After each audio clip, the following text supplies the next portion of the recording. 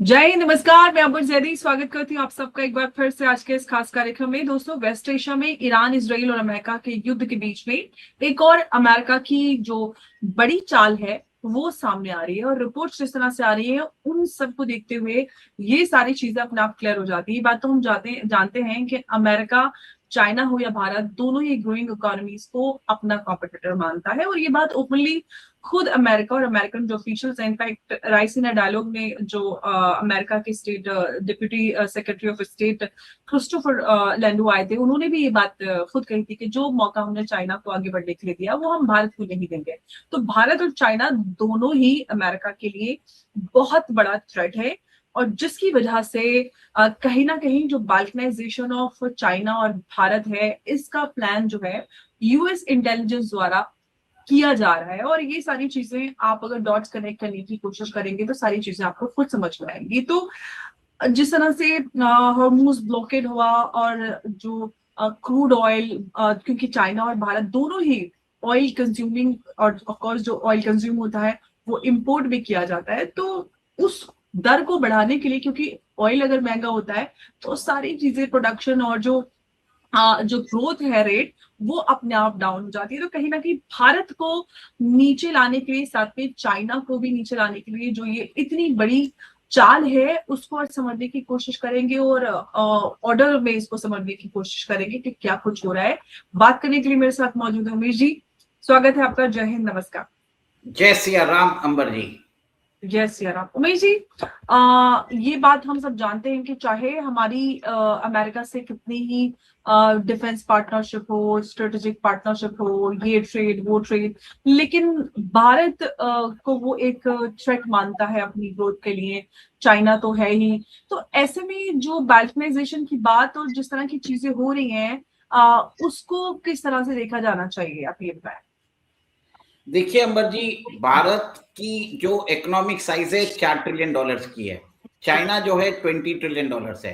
American economy around $30 to 31 trillion है। इसके लिए अमेरिका के जो रिप्रेजेंटेटिव है, जो राइसीना डायलॉग्स में उन्होंने ओपन स्टेटमेंट दिया कि we will not allow India to grow as China. तो एक क्लियर कट एक थ्रेट मानते हैं भारत को। इंस्पाइट हमारे बीच में स्ट्रेटेजिक डायलॉग है, पार्टनरशिप है, और हमारे संबंध अच्छे हैं, हम बहुत अच्छी डेमोक्रेसी है, फ्री वर्ल्ड को रिप्रेजेंट करते हैं, ब्ला ब्ला ब्ला, सब के बावजूद पाकिस्तान को सपोर्ट करता है अमेरिका। और अब देखिए, चाइना को रोकने के लिए उन्होंने एक तरह से डॉलराइजेशन ऑफ एनर्जी ट्रेड के लिए उन्होंने वेनेजुएला के अंदर सारे इंटरनेशनल कन्वेंशन तोड़कर मदुरो और उनकी वाइफ को इम्प्रिजन कर दिया अमेरिका के अंदर, और स्ट्रेट ऑफ हॉर्मूज को एक तरह से ब्लॉकेड करके रख दिया। अपनी तानाशाही दिखा रहे हैं कि हम इरानियन शिप्स को, इरानियन पोर्ट से जो भी शिप्स आएगी हम उसको जाने नहीं देंगे। अब इसके अंदर सबसे बड़ी बात है कि दोनों भारत और चाइना एनर्जी इंपोर्टिंग कंट्रीज है, और यहां पर अगर ऑयल के दाम बढ़ते हैं तो इन कंट्रीज के अंदर इनकी ग्रोथ रेट कम होती है, इनका इन्फ्लेशन बढ़ता है, इनकी इकोनॉमी पे फर्क पड़ता है। और भारत के अंदर तो इफेक्ट दिखाई दे रहा है। हमारा रुपया 93 से 95 पहुंच चुका है, हमारी ग्रोथ रेट 6.9 से 5.9 हो चुकी है। उसके अलावा ये भारत जो है, ब्रिक्स की प्रेसिडेंसी इस साल भारत के पास है, ब्रिक्स की प्रेसिडेंसी अगले साल चाइना के पास है। और एक तरह से डॉलराइजेशन ऑफ एनर्जी ट्रेड करने के लिए ये युद्ध किया गया। ब्रिक्स की दो कंट्रीज यूएई और ईरान आपस में लड़ रहे हैं, आप देखिए। और रशिया को उन्होंने यूक्रेन युद्ध में उलझा दिया है।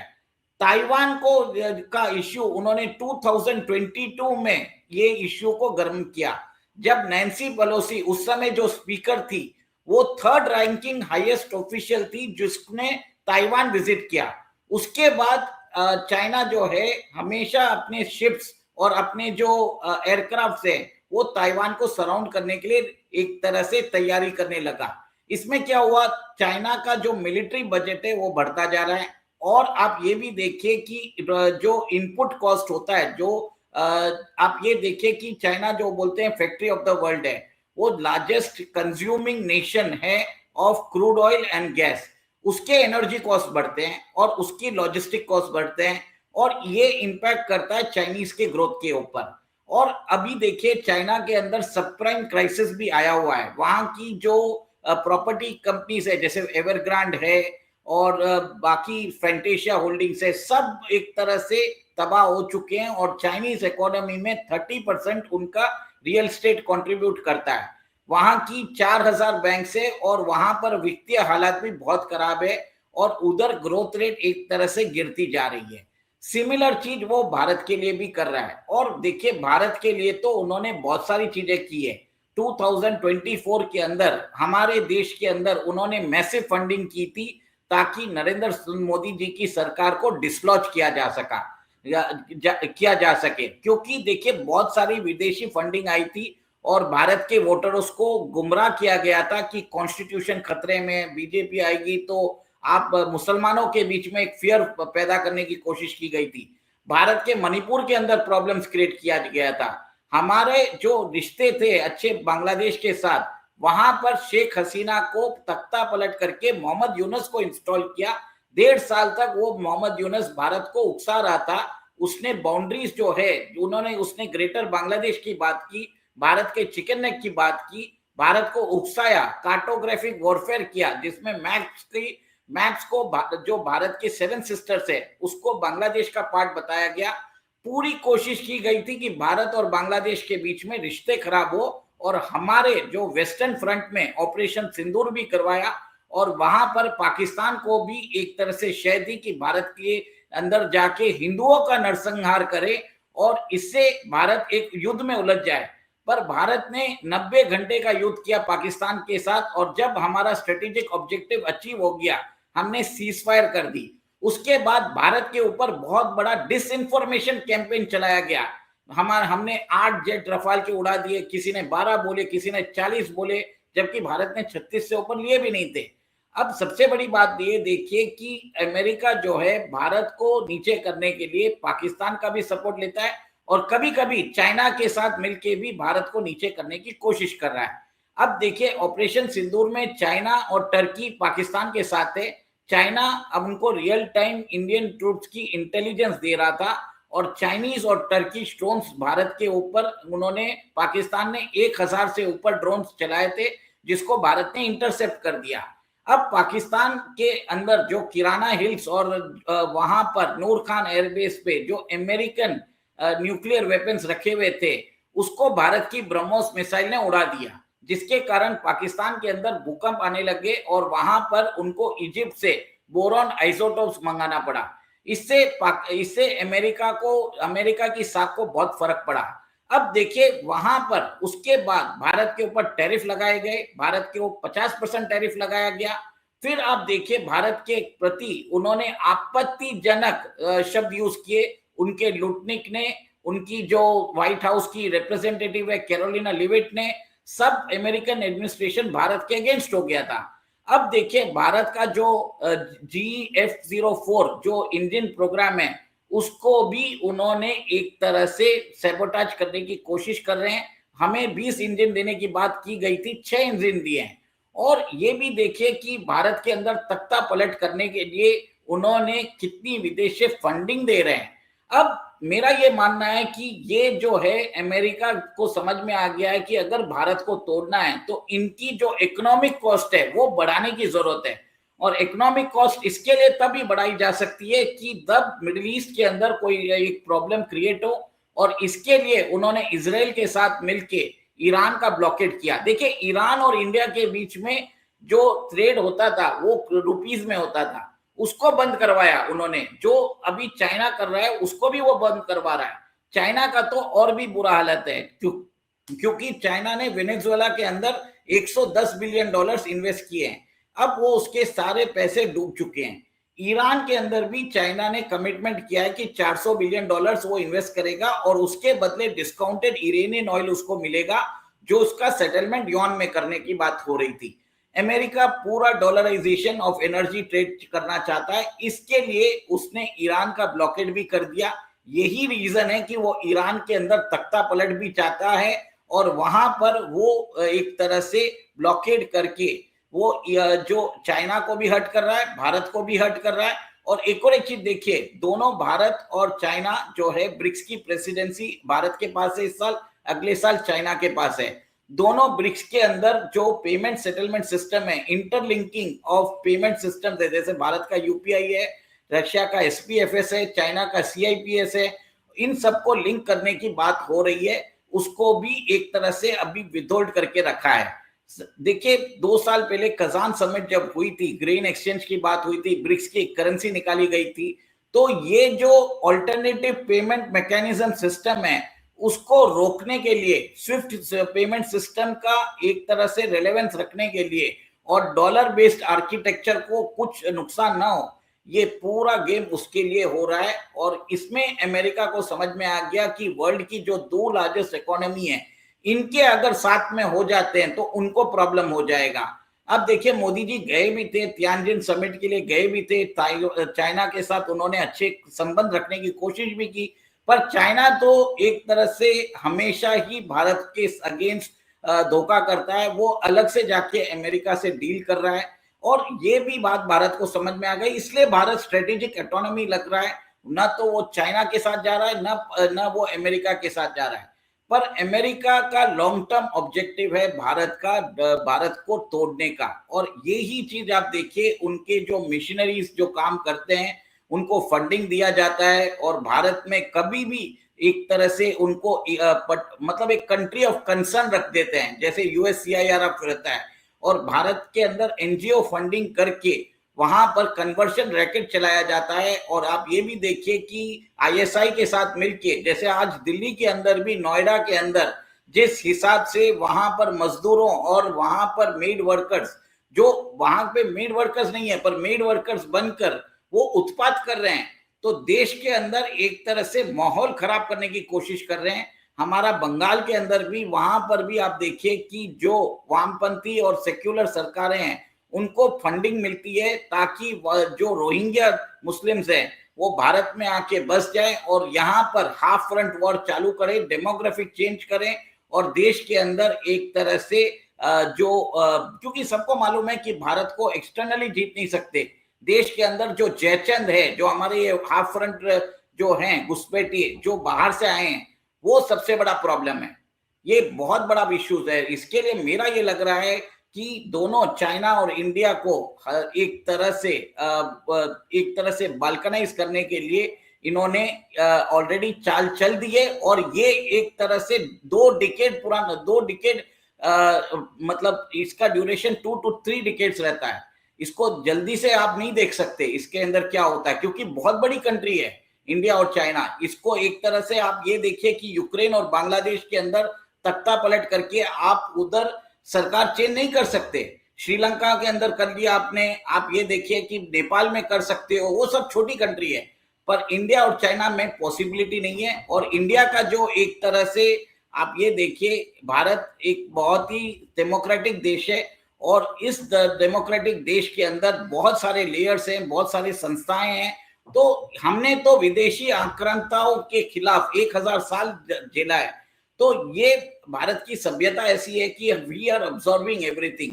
पर अब वो जो काम कर रहे हैं भारत के अंदर, भारत के भीतर होके हमारी सभ्यता, हमारी जो इंटरनल सिस्टम्स है उसको खराब करने की कोशिश कर रहे हैं, और वोकिज्म का वायरस हमारे इंस्टीट्यूशंस में पड़ा रहे हैं, और जिससे देश के अंदर एक तरह से हमारी जो पॉपुलेशन ग्रोथ है, जो TFR है, वो भी कम हो चुकी है, अभी 1.9 हो चुका है, जबकि 2.1 रखने की जरूरत है। ये बहुत बड़ी एक तरह से सोची समझी साजिश है, और चाइना में ऑलरेडी काम कर रहा है, क्योंकि चाइना की जो टोटल फर्टिलिटी रेट है 1.2 पे पहुंच चुकी है, और कुछ सालों में वहां पर डिक्लाइनिंग पॉपुलेशन चालू हो चुका है इस साल। एक्चुअली अगर देखा जाए तो चाइना के अंदर ऑलरेडी चालू हो चुका है, और नेक्स्ट कुछ सालों में उनकी पॉपुलेशन श्रिंक होगी 25% से। तो ये एक तरह से आप देखिए कि सोची समझी चाल है कि अमेरिका नहीं चाहता कि चाइना और इंडिया उसको फ्यूचर में कंपीट कर सके। और इसी मद्देनजर आप ये देखिए कि ये स्टेटमेंट रायसीना के हिल के जब था उस समय दिया गया, तो ये बहुत इंपॉर्टेंट स्टेटमेंट है अंबर जी। आप ये देखिए, इससे समझ में आता है कि अमेरिका भारत को अपना दोस्त नहीं मानता है, और उससे आप कुछ भी एक्सपेक्ट नहीं कर सकते, अमेरिका आपको धोखा देगा आपके अगेंस्ट चलेगा। 1971 के वॉर में भी उसने भारत के खिलाफ काम किया। कारगिल के वक्त हमें जीपीएस की सुविधा नहीं दी, और लास्ट ईयर ऑपरेशन सिंदूर के दौरान भी हमारे अगेंस्ट काम किया है, पाकिस्तान को पूरा सपोर्ट किया। ये वही ट्रंप है जो फर्स्ट टर्म में बोल रहे थे पाकिस्तान एक स्नेक है, और अब वो शहबाज शरीफ और आसिफ मुनीर के साथ मिलकर उनको व्हाइट हाउस बुलाते हैं, उनको बोलते हैं my dear friend and other things. ये अमेरिका का डबल स्पीक है, और ये वही डोनाल्ड ट्रंप है जिन्होंने ओसामा बिन लादेन को जब अमेरिका ने उधर से पकड़ा था उसकी कड़ी निंदा की थी। तो अमेरिका एक तरह से बहुत बड़ा एक डबल फेस्ड हाइड्रा है, उसके ऊपर भरोसा नहीं कर सकते। अमेरिका की दुश्मनी और दोस्ती दोनों ही खराब है। तो इसके लिए भारत की मोदी सरकार उनके साथ एक इक्वी डिस्टेंस रखती है और स्ट्रेटेजिक ऑटोनॉमी प्रैक्टिस करती है। अमुमेश जी, सवाल ये है कि हम जानते हैं कि भारत सॉवरेन कंट्री है और स्ट्रेटेजिक ऑटोनॉमी फॉलो करती है, ये सारी चीजें, लेकिन ये बातें अगर पब्लिक स्पेस में है, हम लोग सारी चीजें डॉट्स कनेक्ट कर पा रहे हैं, तो ऑफकोर्स जो हमारी एजेंसीज और सरकार इन सारे चैलेंजेस को भली भांति समझते हैं और इन सारी चीजों पे देश काम भी कर रहा है। लेकिन प्रधानमंत्री मोदी और प्रेसिडेंट ट्रंप के बीच बातचीत हुई, 40 मिनट की वार्ता हुई, जो इस्लामाबाद टॉक्स फेल हुई उसके बाद क्या आगे से आपको वे आउट नजर आता है कि जो चैलेंजेस हैं भारत सरकार किस तरह से इनका सामना करने के लिए तैयारियां करेगी? देखिए, डोनाल्ड ट्रंप मोदी जी को बोल रहे हैं कि भाई साहब हमें बचा लो, कैसे भी ये सीज फायर करा लो, और क्योंकि हमें इजराइल ने फंसा दिया है और आप ही हमको बचा सकते हो, क्योंकि बीबी आपकी बात सुनते हैं, हमारी बात तो सुनते नहीं है। और सेकंड, एक और एक चीज है कि जो फाइल्स है वो इजराइल के पास है, ट्रंप की जो फाइल्स है वो मोसाद के पास है, इजराइल का वॉर है। पर अमेरिका भारत को इन्वॉल्व करना चाहता है इन मीडिएशन, और लास्ट उन्होंने ट्राई भी किया था कि पाकिस्तान के साथ करने का, पर पाकिस्तान से कोई फर्क पड़ा नहीं। उनको भी मालूम है कि पाकिस्तान की कोई औकात नहीं है। और सोचिए पाकिस्तान कैसे मीडिएशन करेगा जब उसकी फोर्सेस सऊदी अरेबिया में तैनात है, और एक तरह से वो मीडिएशन करेगा और एक तरफ अपनी फोर्स भेज रहा है ईरान की तरफ। तो only country, the only leader which can offer a mediation is Narendra Modi, Bharat. और इसी के हिसाब से इन्होंने भारत के प्रधानमंत्री के सामने एक प्रपोजल रखा कि आप हमारी हेल्प करिए। इसके लिए मोदी जी ने बोला my dear friend Donald Trump. तो ये बहुत जो आप वर्डिंग्स के ऊपर देखा जाए तो एक तरह से डोनाल्ड ट्रंप ने मोदी जी के सामने घुटने टेके और उनके पांव पकड़ लिए कि भाई साहब बचा लो, मेरी इज्जत की धज्जियां उड़ रही है। और बताया ये भी जा रहा है कि फाइल्स के अंदर से नए खुलासा भी हो सकते हैं, नए आपत्तिजनक फोटोग्राफ्स भी आ सकते हैं डोनाल्ड ट्रंप के। इससे डर चुके हैं और उनको कैसे भी एक वे आउट चाहिए, इसके लिए वो। और इन्होंने एक और एक चीज है, मैं आपको ये भी बता देता हूँ, ब्रिक्स की जो प्रेसिडेंसी है इस साल भारत के पास है, और भारत जो है दोनों यूएई और ईरान के बीच में मध्यस्थता करा सकता है। और भारत ही एक ऐसा नेशन है जो इजराइल को भी अपनी बात मनवा सकता है। बीबी एक बार जो है बेंजामिन नेतन्याहू, वो मोदी जी की बात सुनेंगे। और देखिए मोदी जी जब गए थे उसके बाद ही उन्होंने हमला चालू किया। तो ये एक तरह से इंडिया का इन्फ्लुएंस बताता है। ट्रंप सीज फायर डिक्लेयर करते हैं और भारत अपने सिटीजन्स को बोलता है आप ईरान से निकल जाइए। तो समझ जाइए कि भारत जो बोल रहा है वो काम हो रहा है, सबको भारत के ऊपर विश्वास है, ट्रस्ट इज विद भारत। अब ये भारत की जो पॉलिसी है इसी के कारण भारत की ग्रोथ रेट आने वाली है। और मोदी जी जो चाहते हैं देश को कोई भी अननेसेसरी वॉर में नहीं धकेलना चाहते।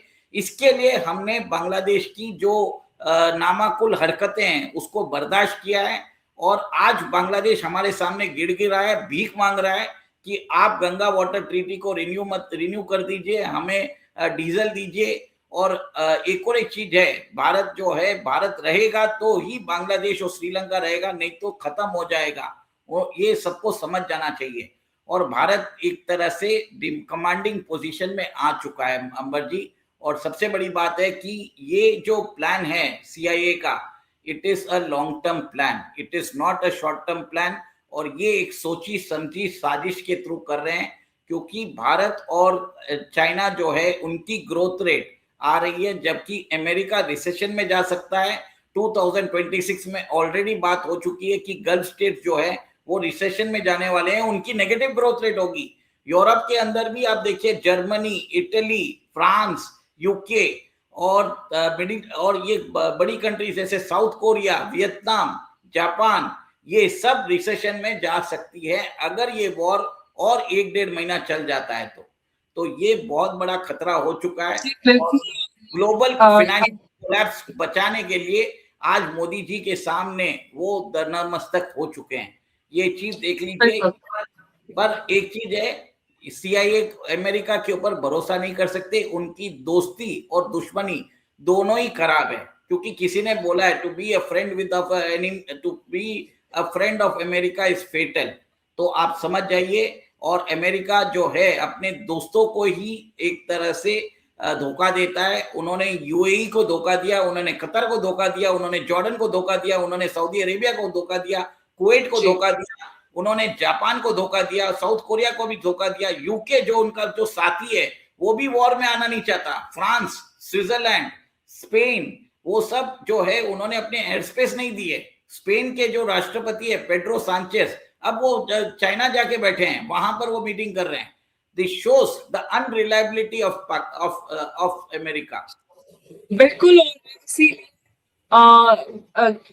शायर ने कहा, आई थिंक मिर्जा गालिब ने कहा है, किसने कहा, आई डोंट रिमेम्बर द शायर, कुछ बात तो है, मिटती नहीं हस्ती हमारी, सदियों रहा है दुश्मन दौरे जहां हमारा। भारत अमेरिका का अकेला एक दुश्मन नहीं है। भारत पे बड़े सारे आक्रमणकारी आए, बहुत सारे इन्वेडर्स आए और बहुत सारे लोगों ने भारत को लूटा, लेकिन आज भी भारत है, भारत की संस्कृति है, भारत का इतिहास है, भारत का वजूद है और विश्व स्तर पर बड़ा वजूद और बड़ी अहमियत भारत रखता है। तो कितना CIA कुछ प्लानिंग करे, भारत है, रहेगा।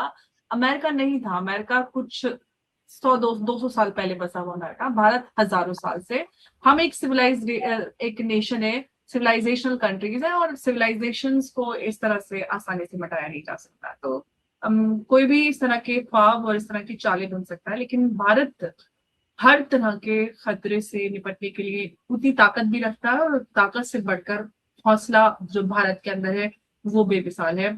उमेश जी, बहुत धन्यवाद आपका इस चर्चा में हमारे साथ जुड़ने के लिए। नमस्कार। जय हिंद, जय भारत। जय सिया राम। जय सिया राम।